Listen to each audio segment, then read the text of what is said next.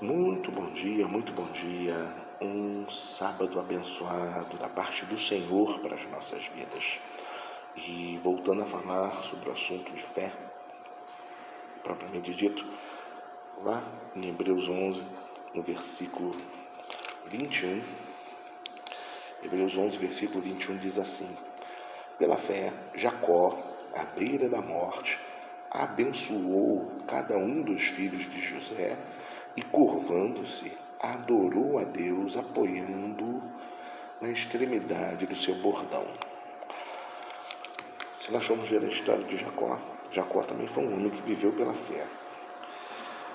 De uma maneira meio estranha, mas ele viveu pela fé. Jacó, no início, ele, como seu próprio nome diz, ele era um usurpador. Ele tomou para si a primogenitura. Ele foi o filho, ele era gêmeo de Esaú, mas ele nasceu em segundo. Então, o primeiro que sai é considerado primogênito, apesar de serem gêmeos. E a primogenitura pertencia a Esaú, então a bênção da primogenitura pertencia a ele. Só que Esaú não valorizava isso. Esaú não entendia o que era isso. E Jacó, desde o início, sabia o que isso significava. E aí ele conseguiu, por um prato de lentilha, comprar o direito da primogenitura. E quando ele enganou seu pai, Jacó, que já estava com problemas de vista por causa da velhice, por causa da idade, e ele conseguiu enganar a seu pai, e o pai deu a ele a bênção na primogenitura. Quando Esaú soube disso, Esaú ficou furioso e queria matá-lo. Então, a mãe dele disse para que ele fosse procurar o tio, irmão dela, Labão, e fosse viver com ele lá, até que tudo se acalmasse. E ele assim o fez. E aí começou a história de Jacó. Lá com Labão, Deus trabalhou na vida de Jacó. Já no caminho, Deus começou a trabalhar na vida de Jacó. Deus começou a falar com Jacó. Jacó começou a ter experiências com Deus, assim como o avô dele, Abraão, teve, e o pai dele também teve. E ele conhecia esse Deus porque eles ensinaram a ele sobre esse Deus, assim como ensinaram também a Esaú. E Jacó, na terra lá, junto com seu tio, aprendeu a duras penas a se tornar um homem diferente.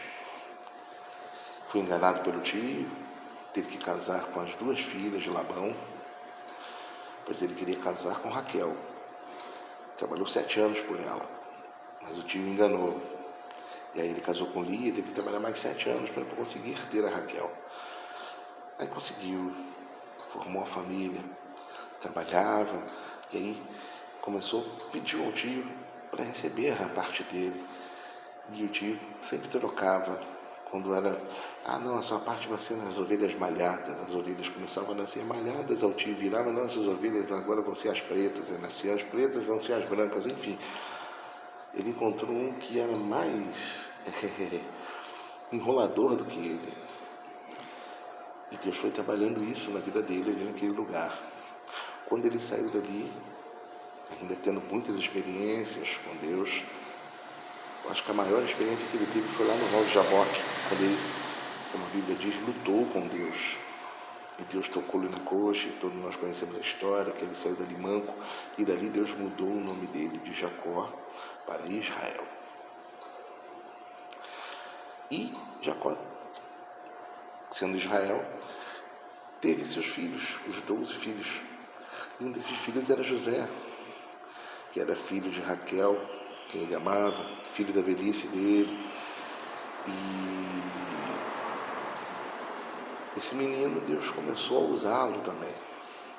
Só que ele na época não tinha ainda muita sabedoria, talvez, e o pai também não teve sabedoria para cuidar dele, pois deu a ele talvez algo que ele não havia dado para os outros.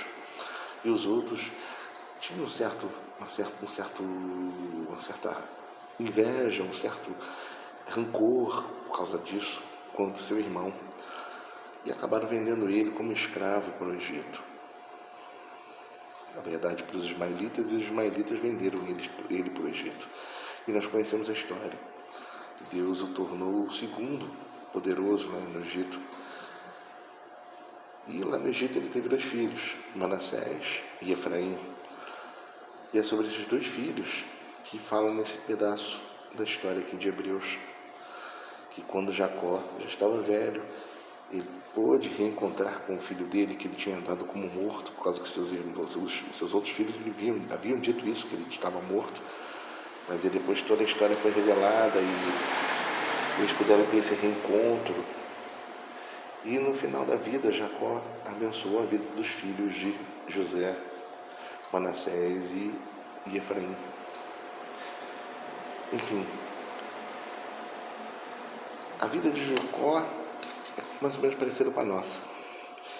Nós, muitas das vezes, conhecemos a Deus, passamos a servir a Deus, mas ainda temos muita coisa para ser transformada, ser mudada em nossa vida. Mas o mais importante disso tudo que nós devemos sempre guardar é a nossa fé. Porque é com ela que nós vamos conseguir vencer. Porque pela fé, cremos que Deus pode mudar a nossa história. Cremos que Deus pode transformar a nossa realidade. Se talvez hoje nós conduzimos a nossa vida de uma maneira diferente daquilo que Deus espera de nós, se nos arrependermos e crermos que Deus pode nos transformar, Ele muda, Ele transforma. E a cada dia, Deus nos aperfeiçoa a cada dia, assim como Ele fez com Jacó, mudando a história da vida dele. Deus pode fazer conosco, se assim nós permitirmos Deus agir, se assim nós crermos que Ele pode fazer. É pela fé. Então se permita ser trabalhado por esse Deus. Se permita ser cuidado por esse Deus, moldado, transformado por Ele. Que Ele possa mudar também o teu nome, o meu nome. Mudar também a tua história, a minha história. Fiquemos todos com Jesus.